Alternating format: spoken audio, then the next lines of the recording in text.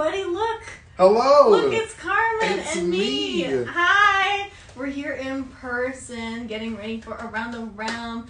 Let's just wait for a few more people to join in. But we are here live in the same room. Oh my gosh.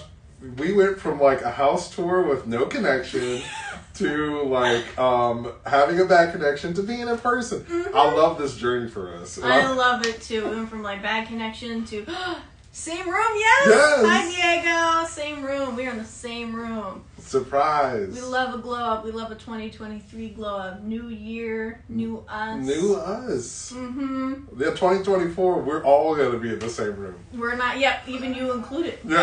We're all going to be in one room.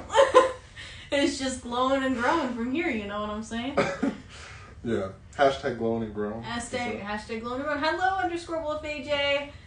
Look at us, look. Hello. We're in the same room. Yes. Isn't this such a glow up for us? Gonna need a bigger room. That's why I have a secret door in the back, if you haven't noticed.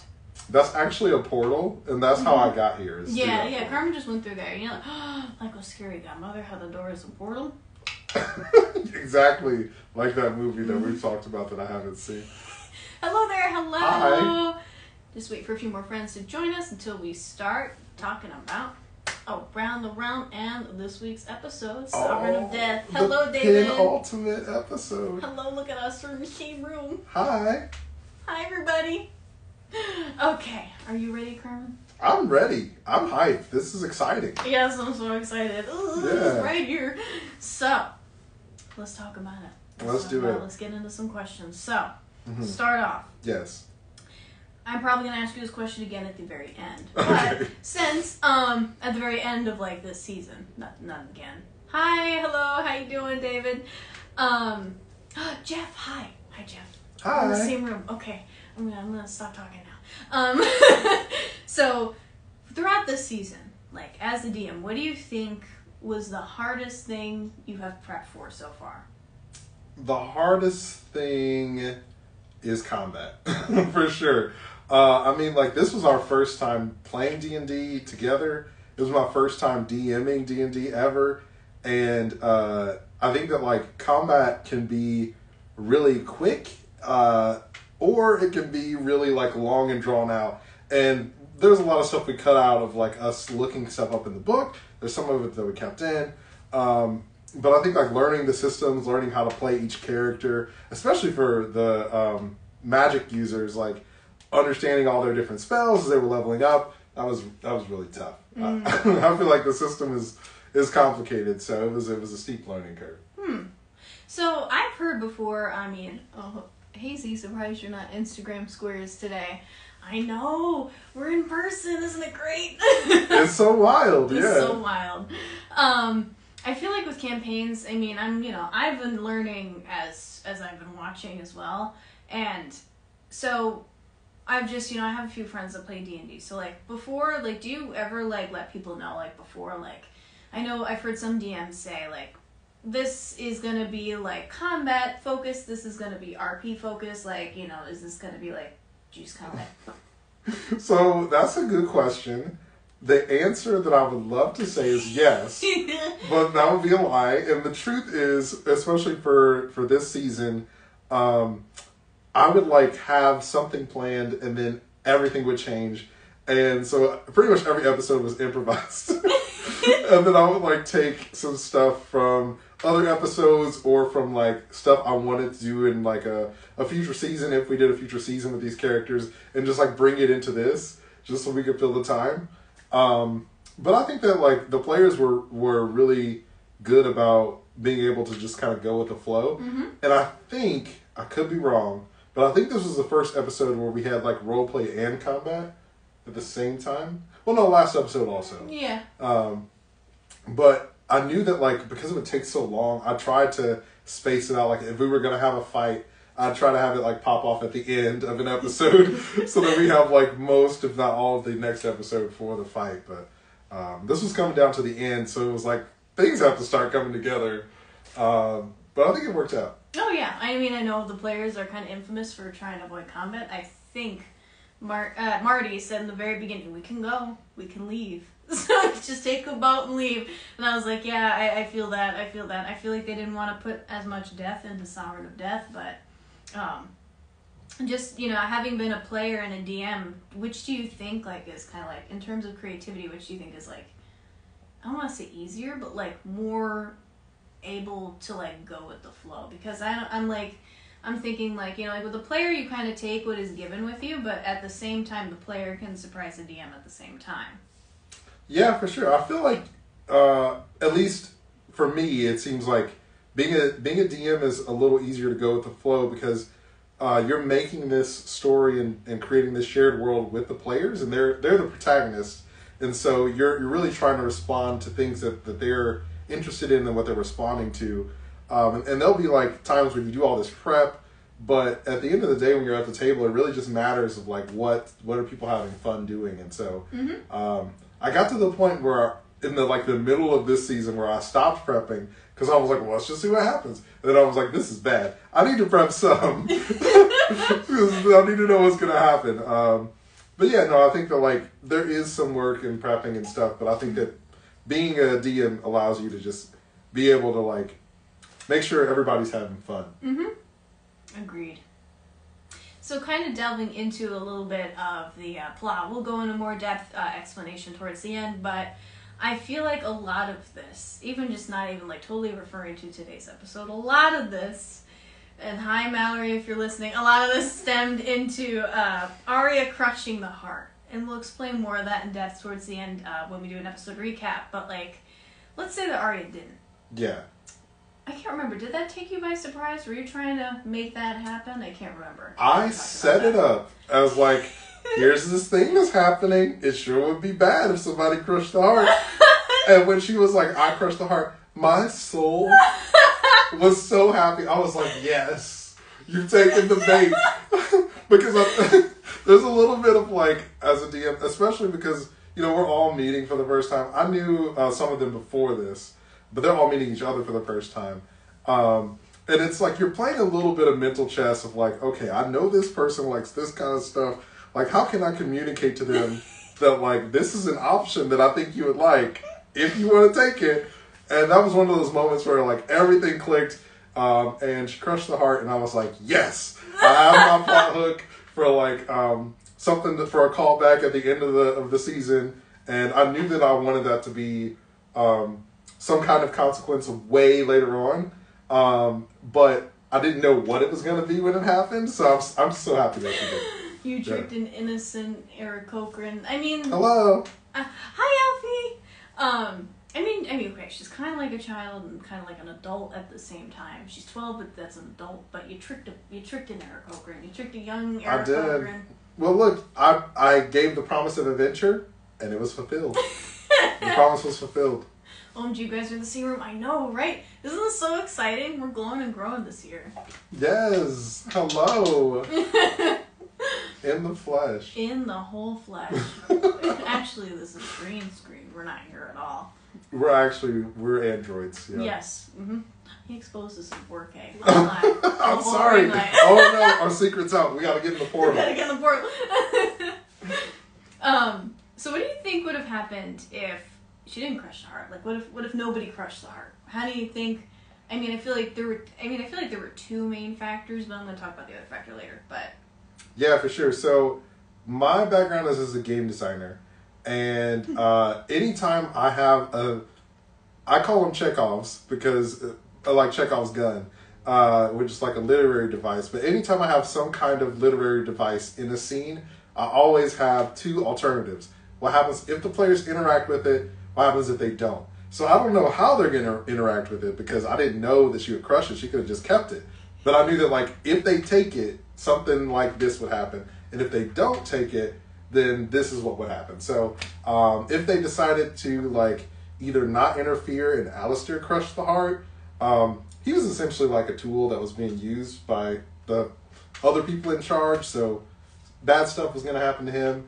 But if they decided to like stop the ritual and no one crushed the heart, some stuff might have happened that I might use later. So the heart just crushed itself. It just deflated. Uh-oh. Guess we got to move on.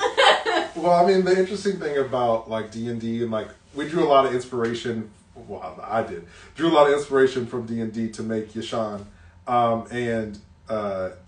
In those kind of worlds, like, anybody who has magic, there's always like someone that they get the magic from. Mm-hmm. And so it's like, who are the Destined and or Wormweather getting this magic from? And like, what does that mean that they're drawing it because there's going to be some kind of consequence? And so, yeah, I don't know. Maybe we'll find out later, like, where all that magic came from. I would personally love like a little miniseries about the Hero Academy. That was all Zolavir's idea because we were talking about his character, like, kind of being involved in the world some kind of way of, like, because he has so much money and influence, is there something that he could have left behind? And so the Hero Academy kind of spawned out of that. But yeah, it'd be interesting to see. Yeah, but like about like a young, promising green little, what was he, an orc? You mean a goblin? Yeah. See, I've forgotten. It's been so long, but now Carmen can answer for his crimes. Like, Truly, I don't have an escape. I am in danger. Yep, there is no escape. You're not hiding from Instagram Square anymore. No, I killed what was his name? Nightingale Switchblade. No, his name. And I don't regret it. He deserved to die. He died so that the adventure could live. Yeah, but it couldn't have been somebody else. No, it had to be. It was his destiny. He was always a fixed point in time. Doctor Who taught me that. He always had to die. Just the sacrificial lamb. Yeah. Rip. It's for you, Nightingale. I answered crimes, but gone and forgotten. Yeah. Yeah, but it's okay because I really like Twice Duke Double Down. Twice Duke. Oh my gosh. So. Twice Duke Double Down was a character who I knew that I wanted to have some kind of smackdown, like, at the end, where I was like, all right, they've been avoiding combat this whole time. They're going to have a freaking gauntlet at the end. I wanted to, like, make up for all the combat they've been avoiding. Because it's like, they're the underdogs. There's this big, overwhelming force. And so I wanted to give them healing items. But, our players, they're smart. And I wasn't ready for it, and so they had lots of things they wanted. And I was like, well, this hermit on the beach who has healing items is now a magical hermit. And he has, like, magic coconut water that lets you see the future or whatever. So that was one of those times where it was like the players were really driving that, and it turned into something a lot cooler than what I had planned. A beautiful creation. Yeah. A beautiful creation. I mean, have you guys seen the character design? Chef's kiss. Chef's kiss. I love your Star Wars shirt. Oh my god, Star Wars! Thank what you. Is that? It is a Star Wars, yes. It is a Star War, the War of the Stars. I am a big fan of the Star Wars, and that's all I can say about that. But yeah. In-person slay, yes. I love how happy everybody else is. I know, right? We're glowing, growing, upgraded. Heck yeah, man. Heck yeah. So just speaking about NPCs, and I remember you kind of answered this a little bit in the first question, like how do you make your NPCs like focusing on villains specifically? Because there's a lot of them that I don't like. I mean, I really don't like Calderon, and we'll explain that about when we do a recap. When I said hello there earlier, it was an Obi-Wan reference. Hello there. Sorry, I didn't pick up on it. You never know who is a Star Wars fan, but yes, love that. My question again? You're asking about NPCs. Yes, about NPCs, yes. How do you make them, like, villains specifically? So, like, we talk about Calderon, Skipglider, Mox. I hate that you made him a turtle. Oh, man. Because he's so adorable, but, like, when you actually get to know him, it's just like, oh. I didn't mean for him to be, like, a turtle of the ninja caliber. Like, that was like, so oops. But he's not. He's not one of those turtles. But he's not one of those turtles. He's not one of them. Somebody out there who's like, oh, got him. So anyway, I really wanted Bathos to be like a character who was someone who had been around for a while. So I kind of like, I wanted to start with that character because it was similar. That character is similar to a Dragonborn character I was playing in a home campaign with some friends. And I took like some of the stuff from our home campaign and like tried to tie it into his backstory. and then just create like these other characters around that character's journey. And I tried to make the world and the other characters feel like they had agency. And so all of them wanted something, even if we never learned what their story or what their wants and needs were. And so that was kind of the driving force behind it. That makes sense. Just like, villains, it's just, they're cute though. Like Mox is cute. Calderon was really nice with, playing cards with Keith, and then oh my gosh, you never know. This is why but actually that leads me to my next question. So I feel like you're really trying to off Keith a lot.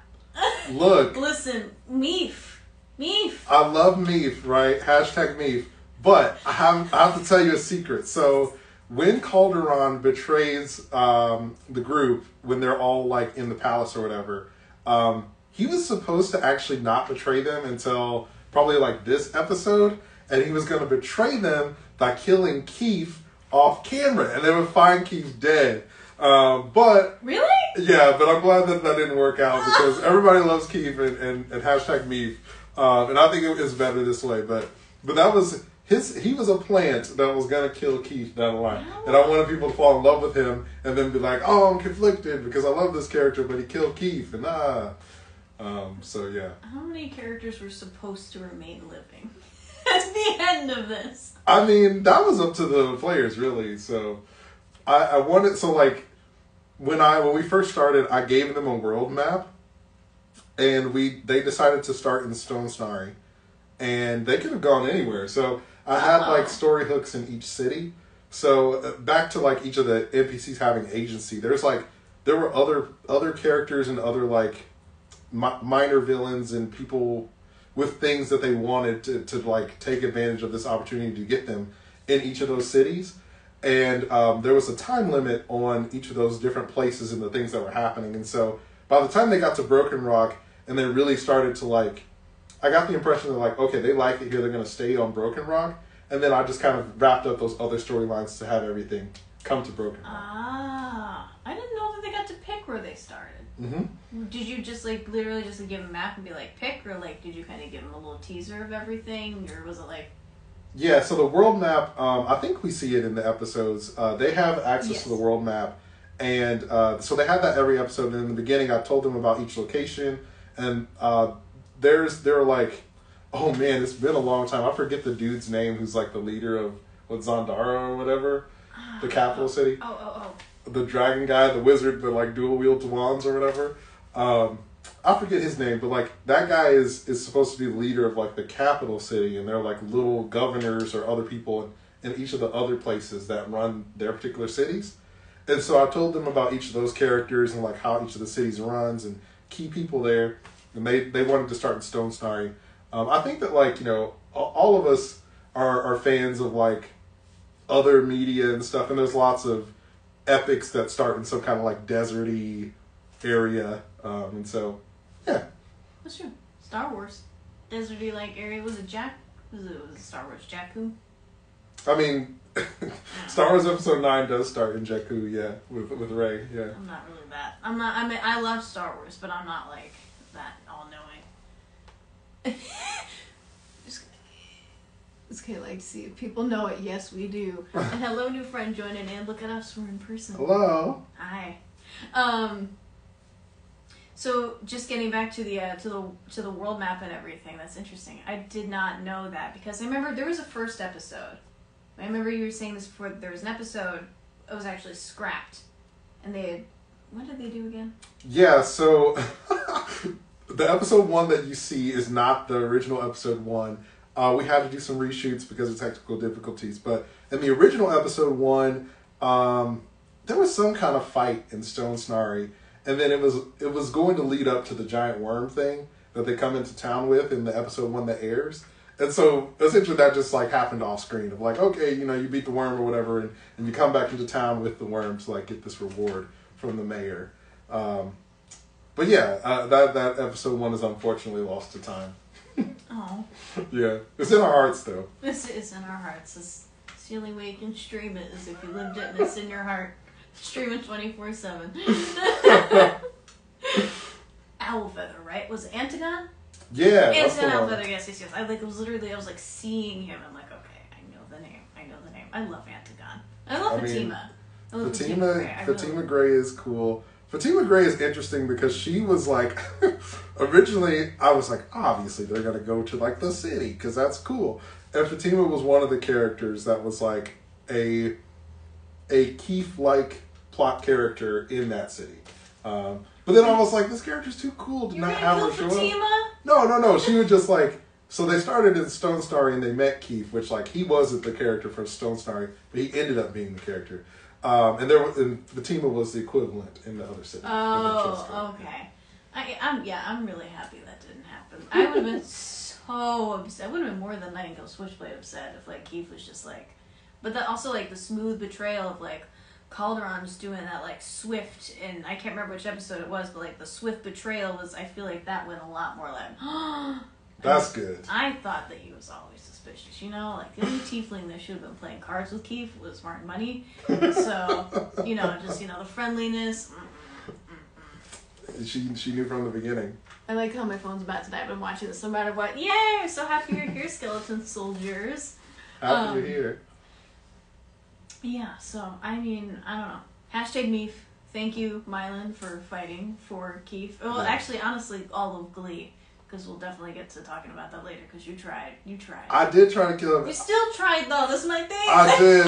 You know, I mean, look, there's always got to be somebody in the party who bites it, right? Well, and Martin did. He did. That was an accident. I don't think I was on to talk about that, but that was super an accident. Because I remember we were playing that episode, and then Zolivir was on his final death save, and I was like, what kind of magic BS can I do to like save him? And so I was, when Keith went to do the medicine check and I rolled it, and I was like, do I lie and say that he succeed? And I was like, no, one of the other players will save him. And I was like, yeah, you know, Keith fails or whatever. And then he dies. And I was like, oh, what are we going to do? He died.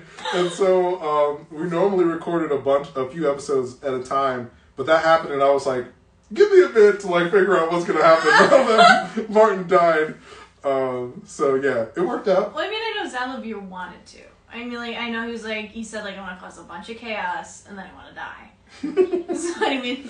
like any legend would, yeah. Like any legend, I mean, but I forgot that it was earlier, and he was supposed to be, like, later. He was supposed to be, like, later on.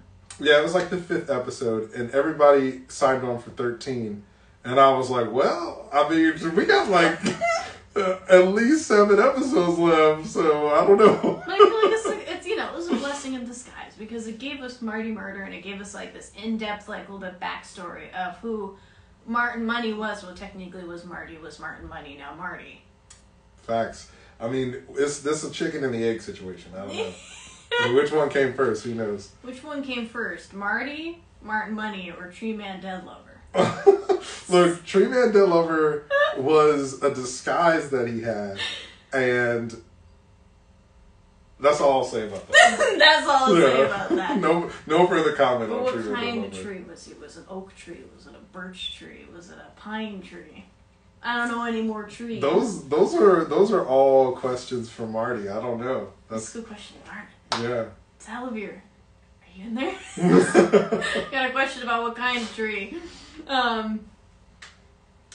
So let me think. Okay. Oh, yes. I want to ask about, speaking of, like, when we were talking about plot altering and stuff like that, I feel like a lot of it was centered around Matey, you know, being the last human, because I remember Mylan saying that she heard that, and she was like, oh, I want to be the last one of those. Yeah, there actually is more humans. There's just one more. That's me.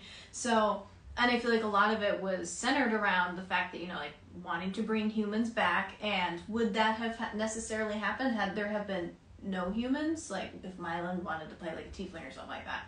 Yeah, well, so, when I made the world, I was like, I feel like everybody always plays a human, and then you just go around killing all these monsters. And I was like, well, what are the monsters up to? And, like, I like Halloween Town or whatever, right? I like Halloween Town. So I was like, well, this is a monster world. Like, let's see what the monsters are up to. And so I figured that most people would default to human because people like to make characters that look like them. And so I was like, no humans. But then Mylan was like, I have an idea, and I want to be the last human. And I was like, oh, that's good. I can't say no to that. That's good stuff. And then in terms of, like, it coming up during the campaign, I knew from the moment that she said that, I was like, it's not going to come up in season 1 at least, because I think that, like, this is the first time we're meeting these characters. Mm-hmm. And I feel like if we met this character who's been the last human for however long she's been alive, and then, like, bam, like, she's not anymore or something else happens, I feel like that's too, like, convenient. So I kind of want us to live with the character and feel what that's like to be the last one before whatever happens. Before whatever happens, which would be the next episode. But if you haven't seen the yesterday's episode, let us give you all a little recap. So we left off with Arya using her ancient feather fist, and she was like, boom, beat that shadow dragon. Bye, Felicia. And then Arya tried. She really tried. She's going to tell the skeletons to go after the generals, which is like, like Mox and all the people that we don't like. I mean, I like Mox, but I don't like him because, he's adorable, but, like, I don't like him at the same time. He did it to himself, yeah, he did it to himself, especially once we fill you in on the whole thing. But all of Glee used their inspiration to try and help Arya, but Mallory has, like, the most cursed dice I've ever seen, and I mean, I'm not, like, that experienced with tabletop, but I don't have with that dice. That die needed to go. It was beautiful that they all came together, and there was a part of me that was like, should I just give it to him anyway? And I was like, nah. Yeah? It's not that kind of show. Throw him a bone? Nah. Well, speaking of not throwing him a bone, I mean, a lot of stuff went down. Like, Kit was talking to Matey about, Kit's like, I don't know what Kit's deal is, and I'm really excited to find out what Kit's deal is, because, like, all of a sudden he's just, like, telling the most rude things, like, oh, you're gonna let all of your friends die? Meow. Rude boy, yeah. A little rude, if you ask me. I mean, I know cats are not, like, friendly, so maybe you could have had, like, a dog or a sheep. Sheep to shear. No one had any shears, so yeah, no sheep. Yeah, well, I could have had just, like, a whole puffball, just like, Matey, you're going to let your friends die. Next time. Sheep, yes. Yeah. And then Marty, in a triumphant battle, I mean, like a whole, I was a little worried that Marty was gonna die again, because, like, Skip Glider really had him for a second, and then Marty, just, like, with all of his rage, defended his former self, Martin Money, and then Skip Glider, gone. Get out of here. Get out of here. Yeah, you're gone. Well, speaking of get out of here, you're gone. Wynn has, like, I can't remember, what was it called again? What'd you call it? It was, like, the magical... Magic coconut water. Yeah, that has a name, but I forget what it's called. I can't remember. But Mox just gets completely gone. Oh, wait, was that with the magic gun that she had? Yeah, the magic gun. Oh, yeah, the magic gun. What was it called? I can't remember the name of it. It had some sick name. Yeah, it has some sick name. Watch it and let us know what was the name. Do your homework. Yeah, hashtag the plot gun. Hashtag the plot gun. Completely, like, well, first Mox got a shell, like, taken off, and I was like, aw. And then I remember Xavier specifically saying how you do this thing where it's just like, like with the villains, make them feel terrible before they're offed, and then it's just like, Mox was quick and swift. So thank you, Xavier, for that, because I liked Mox. I really did. He looked like such a sweet little guy, but nope. He had to die. And I even felt bad. Even Glee felt bad, because it's just a turtle. It's without a shell. Yep. But that's okay. It's fine. Bye, Felicia. Anyways, with Wynn killing Mox, and there's actually one left. There's one left that we don't like, that red tiefling that I was talking about, that doesn't like, those playing cards with Keith. Carmen tried to off Keith a little bit, yeah, but it's okay because Marty took the hit. Because I remember all of Glee was, like, shouting, nope, and then Marty was just like, I'll take it, as long as Keith does not die. Literally, Keith was just such the wholesome boy of, like, the whole series, so. Yeah, they protected him. Yeah, they really did, and I know you tried, but it's okay, because, hey, hashtag me. We got a beautiful thing. So, with Keith almost getting offed, it was okay, Marty got that. And then we see the group rushing to the palace, right? Palace versus Castle. Oh my gosh. Versus Palace, right? The fortress, I don't know, the place where the bad guys are. I'm pretty sure it was the Palace, because the Palace is where Fee was at, which who they're getting, who is still technically a barrel. I mean, from what we know, is still a barrel. And before Mox died, he did mention something about a ritual. And if you remember back in further episodes, when Wynn was using that coconut water, she was seeing a ritual of somebody that we did not see on, like, this, what's it called? I'm looking for the word. Altar? Like altar, thank you. And there's like a bunch of hooded figures, and that's all that we saw. So as the group is rushing into the palace, which I'm almost certain is the palace, not the castle, we run into Anne, which we wonder where Anne was, and Anne is very pale. She's got like these dark eyes, and she's really angry at Arya for leaving her. I mean, technically, they didn't leave her, but she's still salty because I don't really think that's Anne. There's something wrong with her.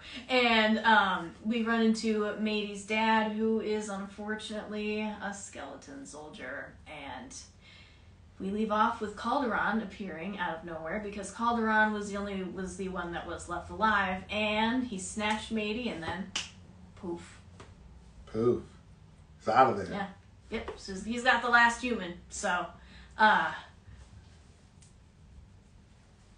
want to find out what happens next? Stay tuned. And make sure to say next week's episode of Sovereign of Death. What happened to Matey? Is there going to be any humans? Are they going to kill the last human? I don't know.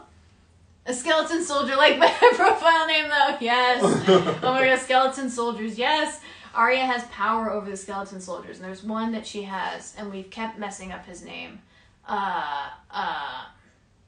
What was his name? Jeremy? Josh? I'm pretty Josh? sure it was Jeremy, right? Oh, they I remember changed you it. kept calling you Jeremy. I think it was Jeremy or Josh. Yeah. Let me see. I don't know. I missed your live stream last week with Sissy Jones, but this time I've already made it on time. Yes, we missed you last time, David. Thank you for being here and tuning into this week's episode of Around the Realm in-person edition. Yes. And thank you for just hanging out with us. And be sure to watch next week's episode as we see what happens to Matey.